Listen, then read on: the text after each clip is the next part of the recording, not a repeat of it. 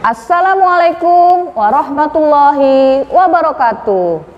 Bertemu kembali dengan saya, Ibu Siti Tienti Wahyuni Nasution, Magister Pemikiran Islam dalam bidang studi Sosiologi di SMA Islam An-Nizam, Medan.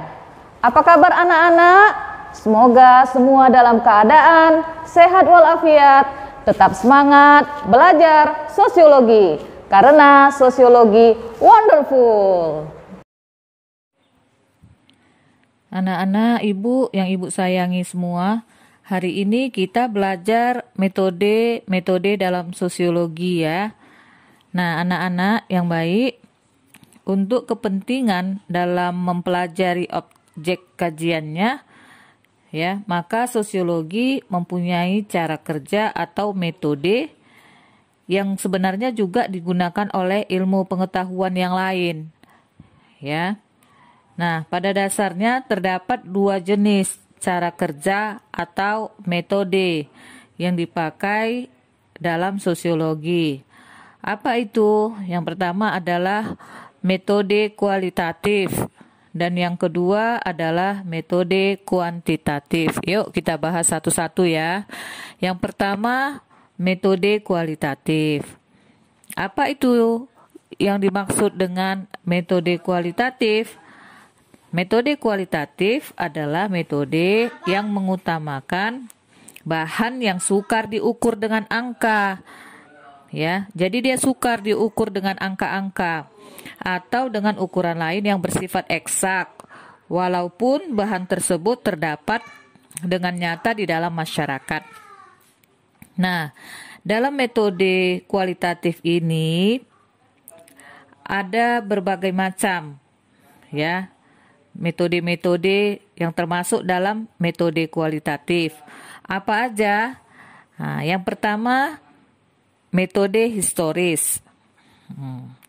Metode historis ini dia menggunakan analisis atau peristiwa-peristiwa dalam masa silam untuk merumuskan prinsip-prinsip umum.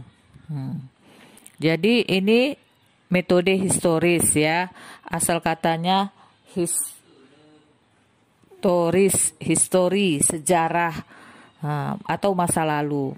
Ya, jadi ini dipakai dalam metode kualitatif ya. Yang kedua, metode komparatif. Apa itu metode komparatif? Metode komparatif ini dia mementingkan perbandingan antara bermacam-macam masyarakat beserta bidang-bidangnya untuk memperoleh perbedaan dan persamaan. Jadi bukan hanya perbedaan tapi juga persamaan serta penyebabnya. Perbedaan dan persamaan tersebut bertujuan untuk mendapatkan petunjuk mengenai perilaku masyarakat. Ya. Gunanya untuk mendapatkan petunjuk mengenai perilaku masyarakat pada masa silam dan masa sekarang serta mengenai masyarakat-masyarakat yang mempunyai tingkat peradaban yang berbeda atau sama. Ya, itulah yang dimaksud dengan metode komparatif. Nah, yang ketiga, metode studi kasus ya atau case study. Apa itu metode studi kasus? Metode studi kasus adalah suatu metode pengamatan tentang suatu keadaan, kelompok, masyarakat setempat atau lembaga-lembaga ataupun individu-individu. Nah, alat-alat yang digunakan dalam studi kasus adalah wawancara atau interview ya, wawancara atau interview, pertanyaan-pertanyaan atau kuesioner atau daftar pertanyaan dan teknik keterlibatan si peneliti dalam kehidupan sehari-hari dari kelompok sosial yang sedang diamati atau dengan istilah lain, partisipan, observer, teknik. Nah, sekarang masuk kita metode yang kedua, ya, metode kuantitatif. Metode yang mengutamakan bahan-bahan keterangan dengan angka, sehingga gejala-gejala yang ditelitinya dapat diukur dengan menggunakan skala-skala, indeks, tabel, dan rumus-rumus yang semuanya menggunakan ilmu pasti atau matematika. Itulah yang dimaksud dengan metode kuantitatif, ya. Jadi metode kuantitatif ini dia menggunakan angka-angka dalam penelitiannya. Nah, anak-anak yang baik, yang Ibu sayangi ya, yang termasuk jenis metode ini adalah sebagai berikut. Yang pertama metode statistik. Jadi metode statistik termasuk metode kuantitatif. Nah, apa itu metode statistik?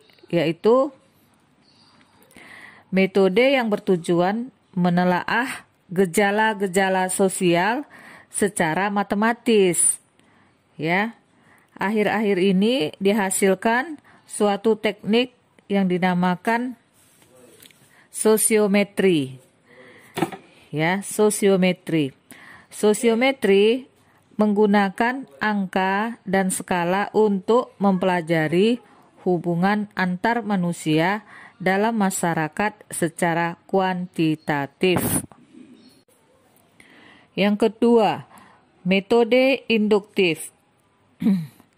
Metode induktif ini dia mempelajari suatu gejala yang khusus untuk mendapatkan aturan yang berlaku dalam hubungan yang lebih luas, ya.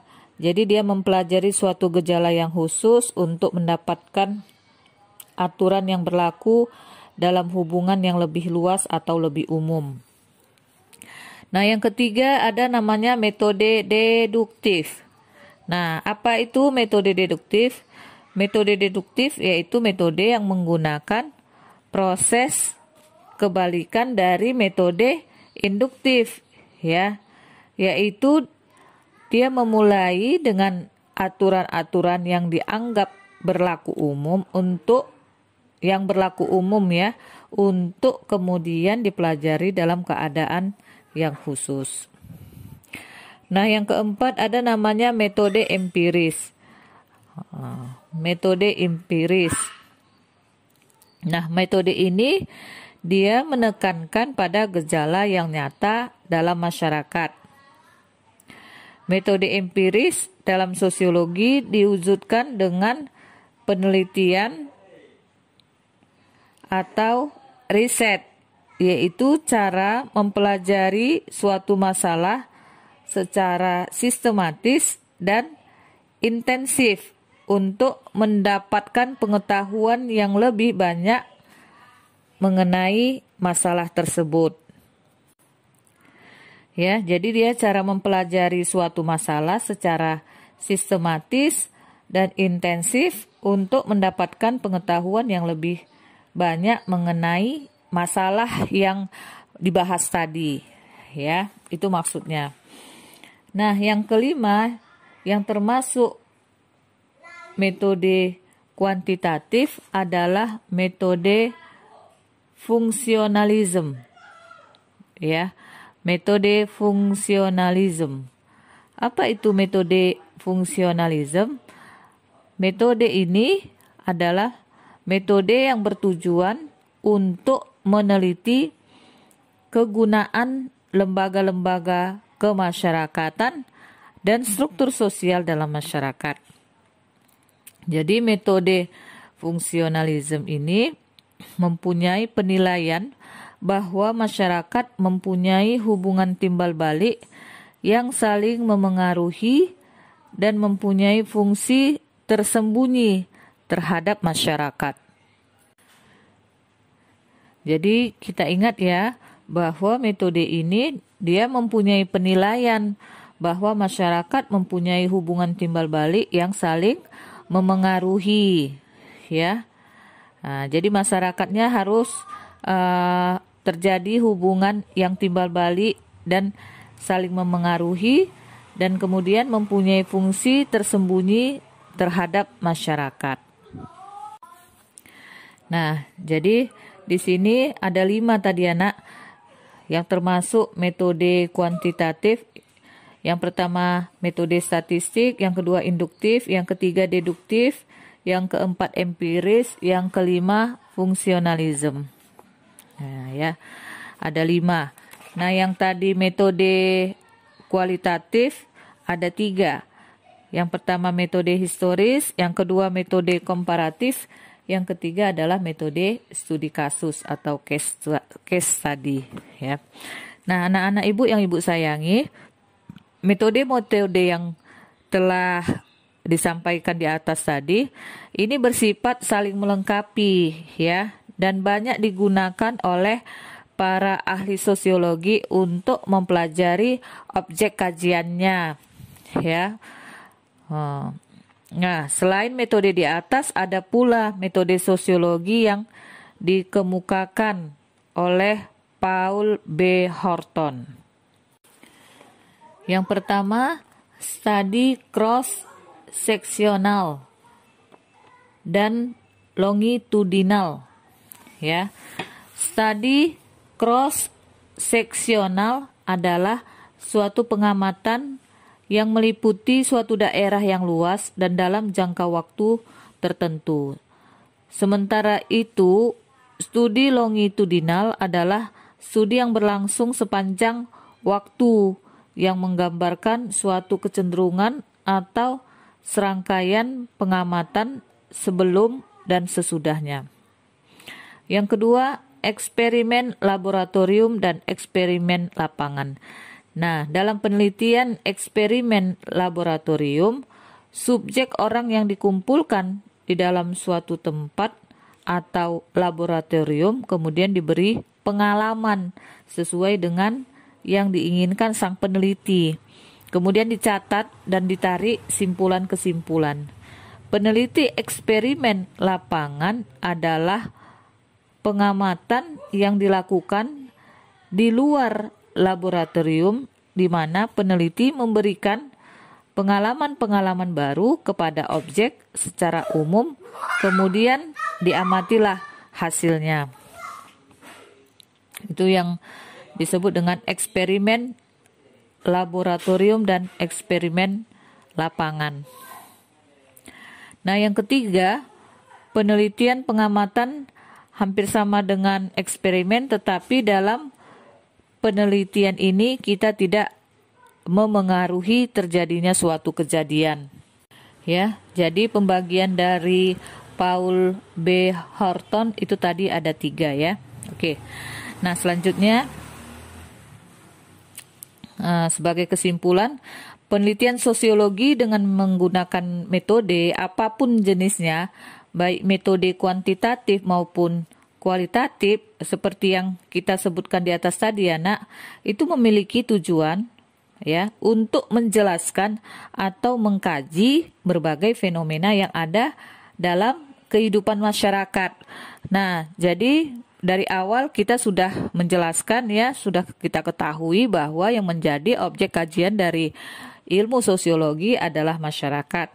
Maka metode-metode yang tadi dijelaskan juga tujuannya adalah untuk mengkaji kehidupan masyarakat.